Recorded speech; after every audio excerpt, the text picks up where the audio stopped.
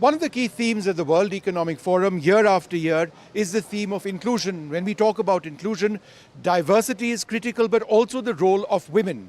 Smriti Irani is a leader who has done more for social inclusion, the rights of women, than perhaps any other leader in India in the last several years. And she is heading the Alliance for Global Good, Gender Equity and Equality. It's wonderful to speak to you. Stop right there, Rakesh, because I want to focus a little bit on We Lead. That's a lounge which she's been instrumental in setting up as part of the Alliance for Global Good, Gender Equity and Equality. So as we look at that, Smriti ji, let me ask you my first question, which is this. We keep talking about India's demographic dividend and the potential that it holds. That can never be achieved without the role of women, right? I think for too long we have, as Indians and global narratives, focused on what we can do for India, what is happening currently in India. And I believe that time has come that we shift the narrative to Indians leading the global narrative on issues such as inclusion, climate change, health innovations for global good. Many a times people constrain us only to our geography, believing that we may be only experts on the Indian demography. So the lounge that you see here is not a lounge which is dedicated only to the cause of inclusion or to the energy of inclusion, limited to India. We are saying we've done this in India for the world, and we are taking our learnings to even internationally acclaimed establishments such as the World Bank, the United Nations, creating collaborations with organizations like the WHO, looking at budgets by policymakers, by global innovators and captains of industry globally with regards to how much of investment can come to women-owned businesses, how much of investment can come to companies that are dedicated, let's say, to health innovations and products to make the health of an individual woman better, and how to make sure that these products are more and more affordable. There's a striking statistic that women own a third of the world's wealth. In the next 5 years, women will control 50% of the world's wealth. Tell us a little bit about that. I think that currently the consumption capacity of women around the world is around $20 trillion. That is something that we never talk about. When the inclusion agenda, especially with regards to women, is spoken about, it is more philanthropic in nature. Right. It has to do more with violence, domestic or for that matter outside. My belief and my experience in the gender agenda is that the more you enhance the capital capacity of a woman, the more safer an environment you give her, both at home and at work. You cannot talk about just philanthropy, be emphatic in your rhetoric, and not put the money where the mouth is. So But let's talk about the money. $12 trillion? I talk about By 2025, if gender equality is fully realized, there's a number to it. It's not just talk for the sake of talk. Number to it, but how do you reach that number, correct? You are at Davos where there is conversation predominantly on the impact of AI and automation. Right. Now looking at if jobs are automated, 70% of the jobs that will go are jobs done by women, because most of the jobs of female professionals are at entry level.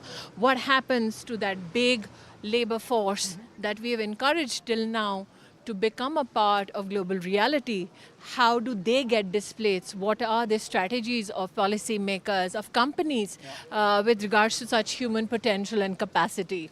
The other part is that if you look around Davos, the conversation this year is on the next level of AI engagement.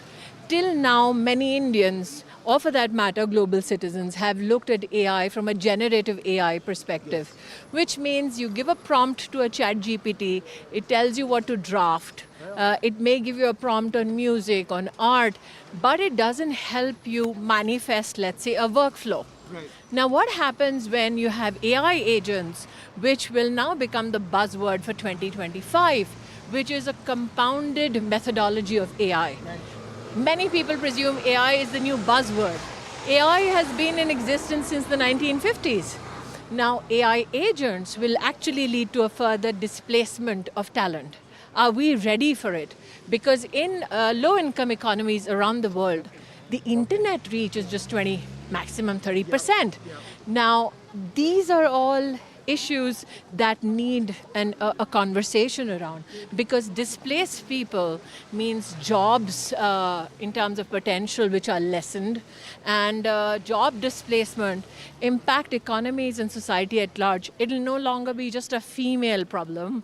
It'll be, a problem for global economies, especially the ones that are developing and haven't reached that standard yet of per capita income which can be celebrated. Smriti, one of the themes which you've spoken about for many, many years is the issue of the health of women, maternal health. And again, there's a number that you have now. Every dollar invested in maternal health yields a $30 return because of improved productivity and reduced mortality. Would you like to speak a little bit about that? We will, as global economies, lose around $15 trillion by 2023 if we do not look at health innovations that will help at least maintain productivity of women. And these numbers, in fact, are alarming because we've never looked at the issue of productivity from a health perspective. Most people, when they get into a discussion about productivity, they look at only the skill set. Now, how much of productivity is debilitated because of lack of affordable health innovation, that is a conversation that is yet to start. So my effort will be to also keep a very, very clear focus on these aspects of productivity, of ensuring that there is more capital into health innovation, especially for women. I just wanted you to reflect a little bit on something that we are doing in NDTV. As you know, we've got a Banega Swasth India campaign, and you talk about healthcare very, very closely. Just to let you know, we've got a bot which we've got out in 4 different languages where we are talking about the importance of hygiene. It's out at the World Economic Forum.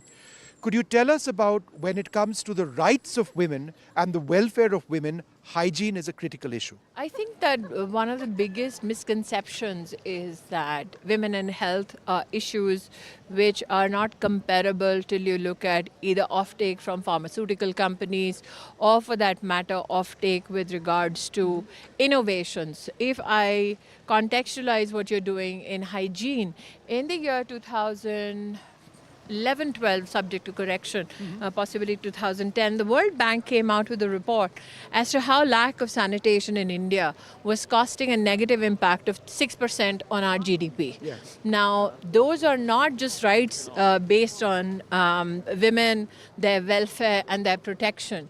But if I do speak on that, one of the alarming things that one of the channels in India had brought out was rape and sexual assault on women in that time period was up to 40 to 43% only when they went out to defecate in the open. That's right, So I think that the issue of hygiene is not an issue of cleanliness alone.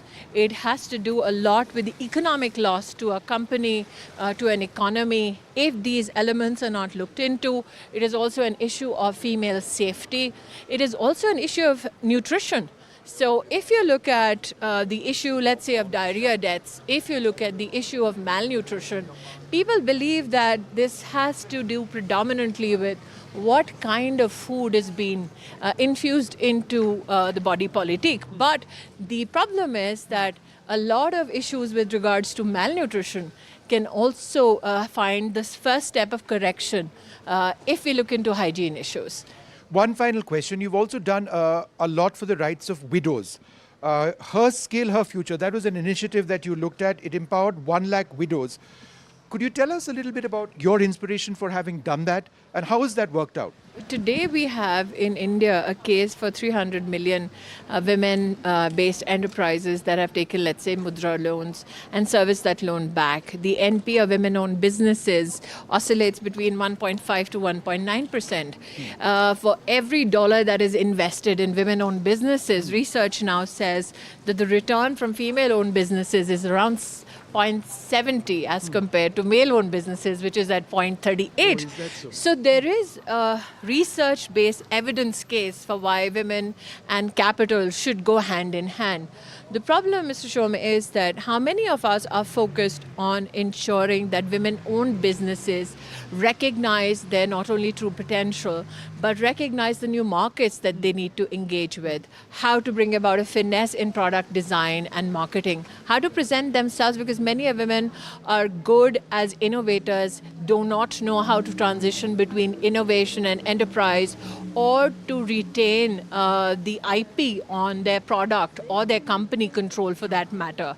My endeavor this year in India, along with CII, I'm also a strategic advisor to the Confederation of All India Small Traders, which is an amalgam of close to 8 crore small traders in India, is to make sure 100,000 women-owned businesses get that support from financial institutions, from organizations that can help enhance their marketing capacities, from product design, also how to use technology, because if you look at the latest report by BCG or Deloitte, adaptation of technology in women-owned businesses is alarmingly lower as compared to male-owned businesses.